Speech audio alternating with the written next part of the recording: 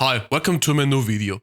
In the previous videos of this playlist I've talked about setting up your computer, your Linux PC, Linux system for music production, primarily focusing on Reaper DAW. I've talked about, setting up the performance, latency, so basically meaning starting your audio session with a fixed buffer size, sample rate, Pipewire audio session. How to use scan for VST plugins. With VST plugins I mean the collective term, not the correct term. What do I mean with that? Not just Windows audio plugins, Linux audio plugins, and maybe plugins you've compiled yourself, etc. And yeah, that's the basis of this video. And now in this video I will talk about some further setups and corrections and some first steps you can take inside Reaper DAW for music production. Let's go!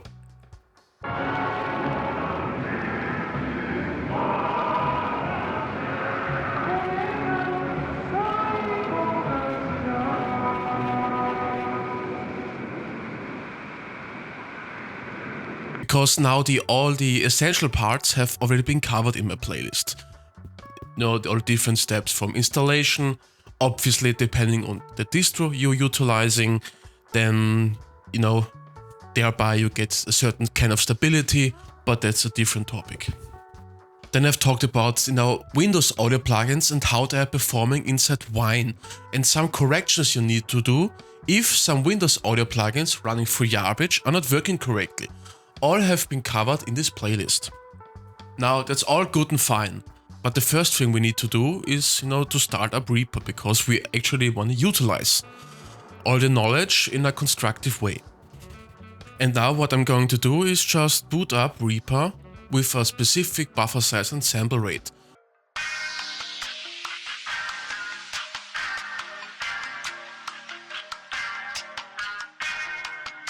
So I do not have the issue later on with latency, that Pipewire modifies it mid-production, which is absolutely annoying. But yeah, let's move on.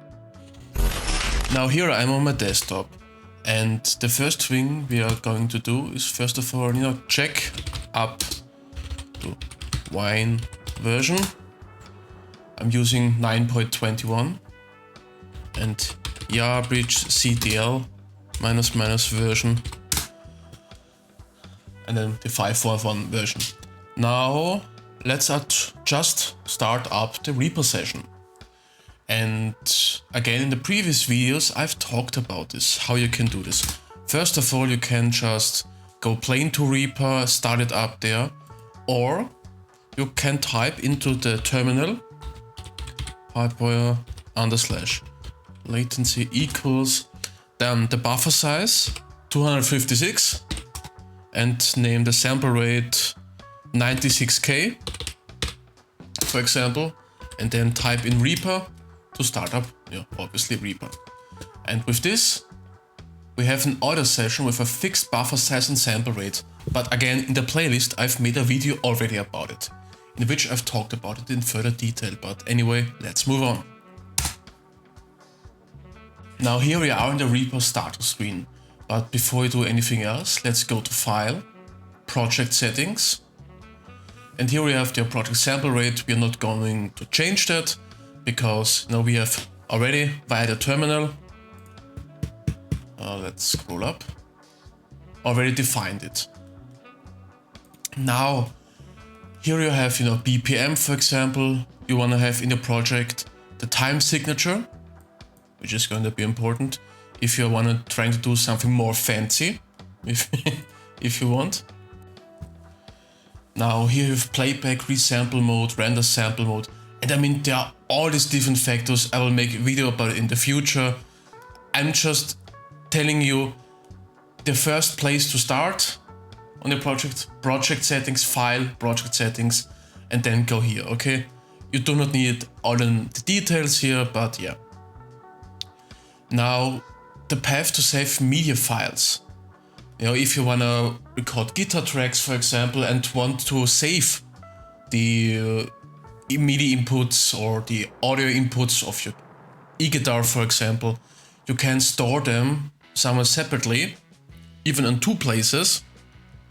So if your computer should crash, you do not need to re-record anything. or everything, depends on how good the backups are. Now the wave bit depth is important to you. Currently my audio interface has 24-bit. That's actually the default nowadays. And I mean, the really new ones have 32 float, for example. Floating point, but that's really not the point right now of this video. 24-bit is more than enough for basic home production. And yeah,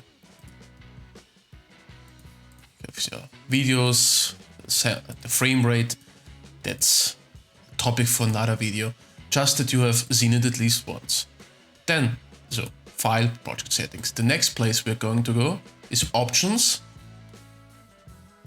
and go to preferences. This is important if you want to scan directives in which audio plugins are stored, want to connect an audio interface, want to modify your MIDI settings, whatever.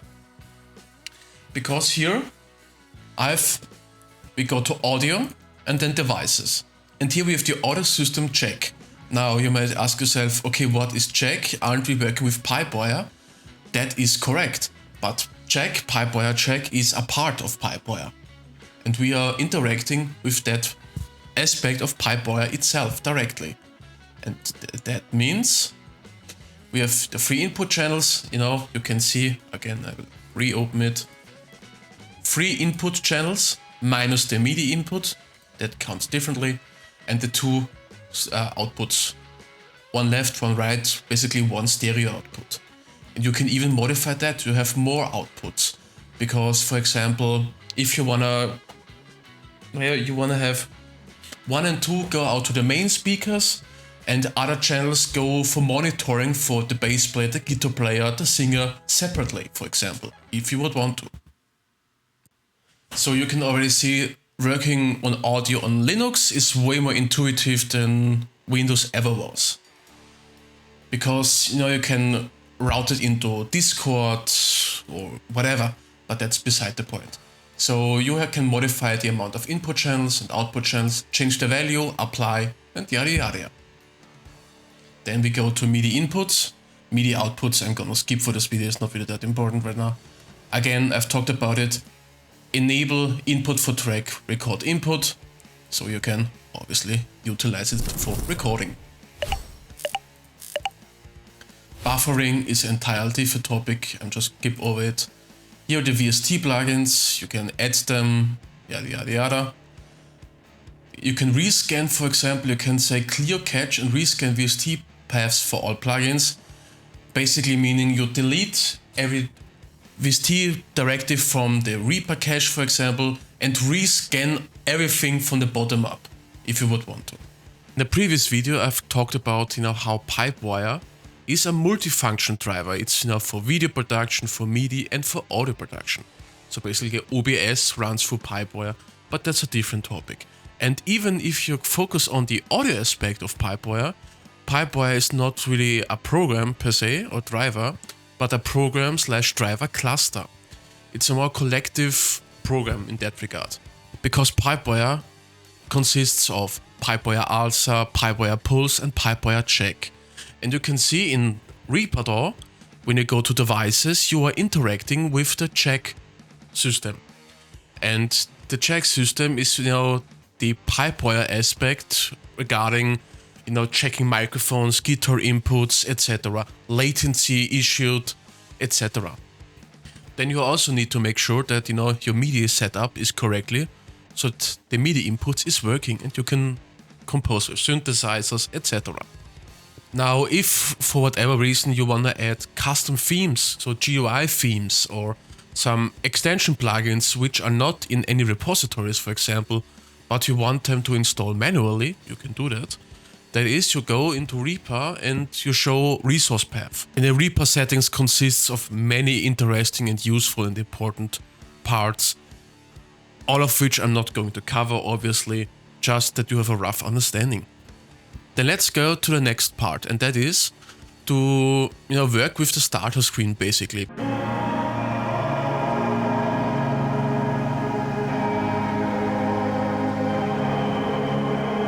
Because how do you create tracks, what are buses, how do they work. This video will be an oversimplification of these aspects, just that you have a rough introduction. Basically, I'm throwing you into the cold water here, basically. And yeah. So these are the most basic of all basics in regards of music production here. And now we have this interface. This is the Reaper starter screen. Now, what we are going to do, we are going to first of all make a quick recording of a guitar input, of MIDI input, and one cool thing you definitely need to know first is you can double click and you create a new track. You can double click more times to create more. For example, let's just pretend you want to record our guitar left. Let's just call it GL, guitar right, and you want to route them into a guitar bass. What I can just do is select both of them, drag and drop them into there until the white symbol is pushed to the right a bit, and then let it go. And now you have created a bass. Basically meaning that your input gets into the track of your guitar, for example. Then it gets processed by all the different effects you have applied. But before it goes to the master track here, it goes into this bass and all the effects you have applied there, and then it goes into the master bass. Which is, important if you wanna, for example, record a mass ensemble of vocals, for example, for background ensemble or whatever. And you wanna high pass them, for example. You wanna create a low cut filter of, let's just call it 100 Hertz. And you do not want any lower frequencies below that, obviously. Now you can either go on every separate channel and apply it individually, or do it on the master bus itself, which is the smarter way to go. And before we move to anything else, let's select all three, right click, track color, set to custom color, and let's make it red, for example. The MIDI inputs, etc. good and fine. But now we want to record something. So now I've connected my guitar here, and we can see that. Now we're going to delete that. So where is, my Eirael, my audio interface, the mono input. We connect it to channel 3. And now we're just going to enable this track here. Go to the drop down menu, input mono, and select your audio interface. Now you are not hearing anything right now because I still need to route it. This is the export going directly to my speakers.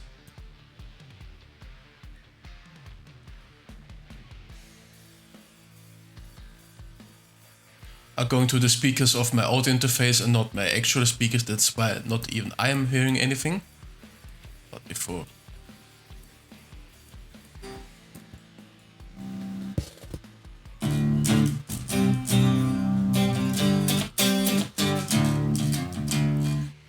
Now I'm hearing something, but you are still not hearing anything.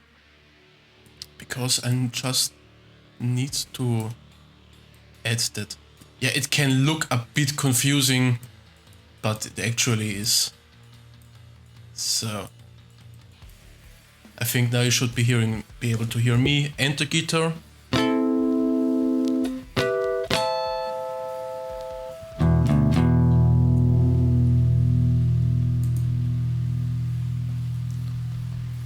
we can now even go to, for example, Bias FX2.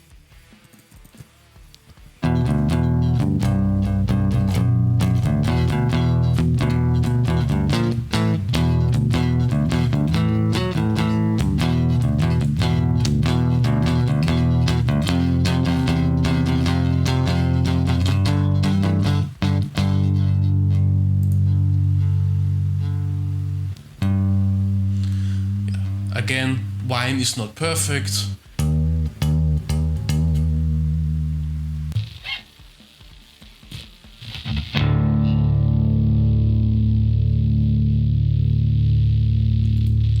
Now, when we go to the track here, you can right click and go to pen. You can do, for example, a value and then L or R. I will make a video about it in the future, but what I'm going to do here is go to decibels here and type in -8, for example. Now let's enable a gate here.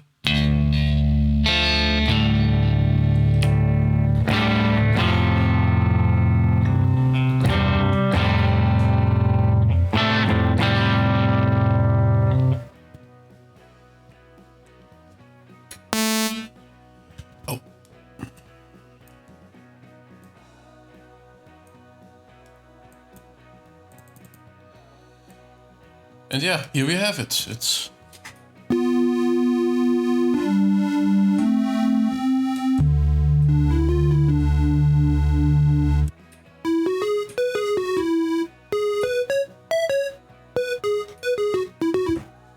and yeah, now I've talked about the basics of your project settings, your input for audio, for MIDI, etc., creating buses, not the rough oversimplification for everything here.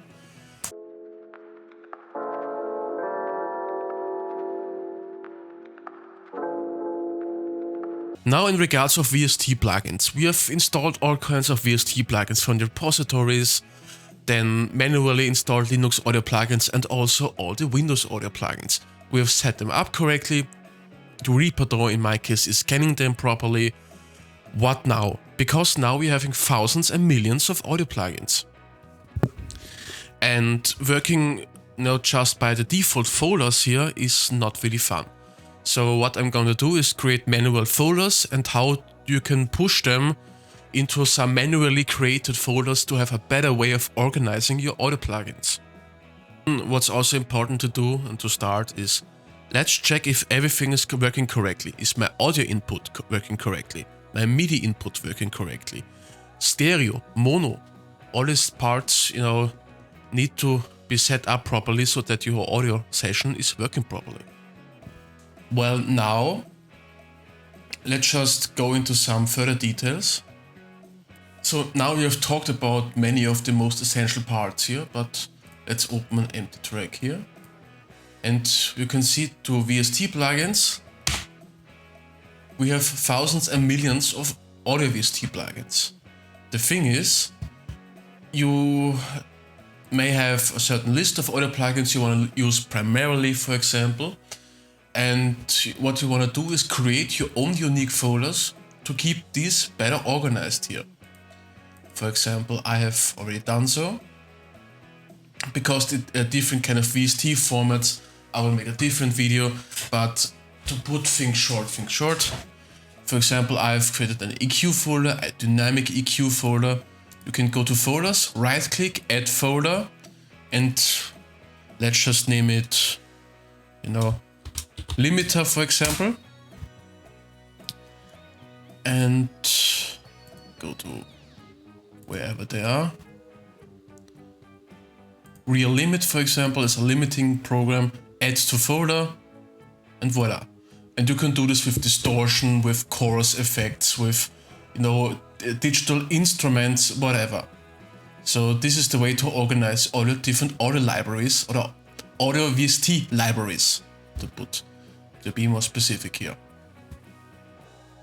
And if you want to install custom themes, GUI interfaces, copy them into the color themes folder here.